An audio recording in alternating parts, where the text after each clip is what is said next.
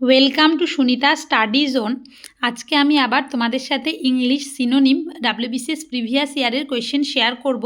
আর এই স্ক্যানার থেকে তোমরা যারা এই ভিডিওগুলো কন্টিনিউ করছো কিংবা দেখছো তারা তো জানোই যে আমি স্ক্যানার থেকে হিস্ট্রি মানে ইন্ডিয়ান ন্যাশনাল মুভমেন্টের যে ফ্রিডম স্ট্রাগল আছে সেটা এবং তার সাথে সাথে ইংলিশের সিনোনিম এই দুটো টপিক প্যারালালি কোনো দিন দুটো একসাথে কখনো আবার খুব বেশি বড় হয়ে গেলে তখন আলাদা আলাদাভাবে ভিডিও শেয়ার করছি। তো তোমরা যারা দেখোনি আগের ভিডিওগুলো কিন্তু দেখতে পারো। আশা করি ভীষণ তোমাদের কাজে দেবে, কারণ ডাব্লিউবিসিএস পরীক্ষা দিতে গেলে কিংবা যে কোনো পরীক্ষা দিতে গেলে আগে প্রিভিয়াস ইয়ারটা খুব ভালোভাবে করতে হয়।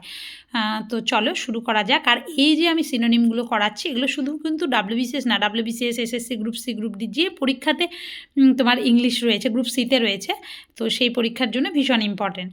তো চলো আজকের ফার্স্ট কোয়েশ্চেন শুরু করা যাক। এবার 2012তে কী এসেছে? তো ফার্স্ট আছে হচ্ছে ক্যাকোগ্রাফি। ক্যাকোগ্রাফি মানে কি? ক্যাকো মানেই কর্কশ বা বাজে। যেমন আমরা এর আগে কিন্তু পড়েছিলাম ক্যাকোফোনি। ক্যাকোফোনি মানে কি? বাজে আওয়াজ, কর্কশ আওয়াজ। ক্যাকোগ্রাফি মানে কি?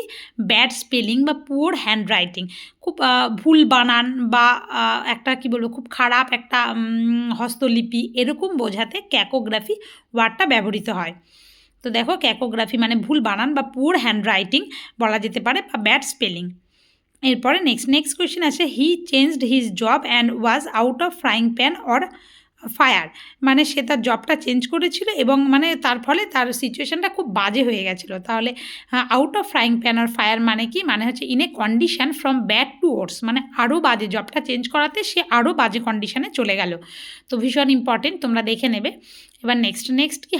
Hike in the price may mar the future of the trade ওয়ার্ল্ডের কিন্তু মানে বলছে যে এত প্রাইস বেড়ে যাচ্ছে জিনিসপত্রের দাম, তাহলে ট্রেড ওয়ার্ল্ডের কিন্তু ক্ষতি করে দিতে পারে ফিউচারে। তাহলে মার মানে কি? মার মানে ধরো মার মানে কি? আমরা মার কখন পড়ে? যখন কেউ কিছু ক্ষতি করে, বা ছোটো বাচ্চারা যদি কোনো ক্ষতি করে তখন তো মার পড়ে পিঠে। তাহলে মার মানে কি? মানে ক্ষতি বা অনিষ্ট বা বিনাশ বা আঘাত বা মৃত্যু। মার মানে ওরসেন, আরও খারাপ করা, ক্ষতি করা। তো 2012তে কিন্তু এই তিনটে এসেছিলো।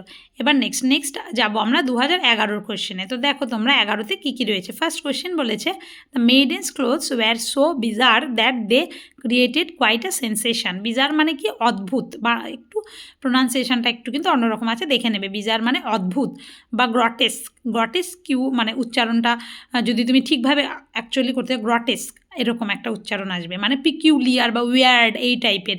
এর আগের দিন পড়লাম না হচ্ছে আমরা কি পড়লাম? কোয়ার মানেও অদ্ভুত ছিল, সেখানে আমি তোমাদের সাথে কিন্তু বলেছিলাম বিজার মানে হচ্ছে অদ্ভুত। দেখো এর জন্যই বলি যে অপশান অ্যানালাইসিস করে পড়লে কিন্তু ভীষণ সুবিধা হয়।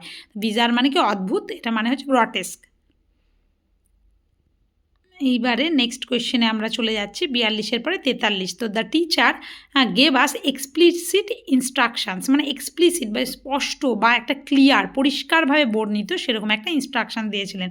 এক্সপ্লিসিট মানে কি? ডিটেলড, মানে একদম ডিটেলে। তো দেখো এটা ডিটেল বা স্পেসিফিক বোঝাতে এটা ব্যবহার করা হয়, বা অবভিয়াস এরকম। The concert was a potpourri of events. Potpourri মানে কি? পটে অনেক কিছুর মিশ্রণ রেখে দিয়েছে, এভাবে মনে রাখতে পারে। মিশ্রণ মানে তোমার ধরো সাহিত্য বা সঙ্গীতের মিশ্রণ হতে পারে, বিভিন্ন ফুলের পাপড়ির মিশ্রণ হতে পারে, মেডলি মানে কি? মেডলি মানে মিক্সড, এভাবে মেডলি মিক্সড। পটপৌরি মানে পটে অনেক কিছু মিশ্রণ রেখে দিয়েছে, সে সাহিত্য সঙ্গীতের মিশ্রণ হতে পারে, ফুলের পাপড়ির মিশ্রণ হতে পারে। এবার 2012 কোয়েশ্চেন আমাদের হয়ে গেল। তারপরে আমরা গেলাম 2011টাও হলো। এরপরে নেক্সট আমরা আসবো 2010-এর কোয়েশ্চেনে। আবার দেখো same question repetition. Hike in oil price may mar the future of the trade world. Same জিনিস। আমরা কততে দেখলাম? মার। এই যে মারটা দেখলাম কিন্তু 2000, এই দেখো দেখতে পাচ্ছ তোমরা, মার মানে ওর সেন্ড করা। 2012তে দেখলাম একই কোয়েশ্চেন, আবার একই অপশান কিন্তু কিসে রয়েছে? আবার রয়েছে এই যে 2010-এ। তাহলে এর জন্য প্রিভিয়াস ইয়ার করার প্রয়োজন। মার মানে কি? ড্যামেজ করা, ক্ষতি করা, নষ্ট করা, ওরসেন। এবার নেক্সট আবার আমরা যাব হচ্ছে 40 নাম্বারের যে কোয়েশ্চেনটা রয়েছে, তো সেটাতে তো এখানে কি বলেছে? The musician has a sonorous voice. Sonorous মানে কি? সনোরাস মানে ভীষণ ফুল এবং ডিপ, মানে একটা মধুর ভয়েস বোঝাতে কিন্তু সনোরাস ব্যবহার করা হয়। তো দেখো আজকে কিন্তু আমি তোমাদের সাথে এই পুরো ভিডিওটা 2012, 2011 এবং তার সাথে 2010-এর কোয়েশ্চেন এবং 2009-এরও একটা কোয়েশ্চেন শেয়ার করলাম। তো আশা করি তোমাদের ভালো লাগলো। এবার নেক্সট আমরা কোথায় চলে যাব? নেক্সট যাব হচ্ছে হিস্ট্রিতে।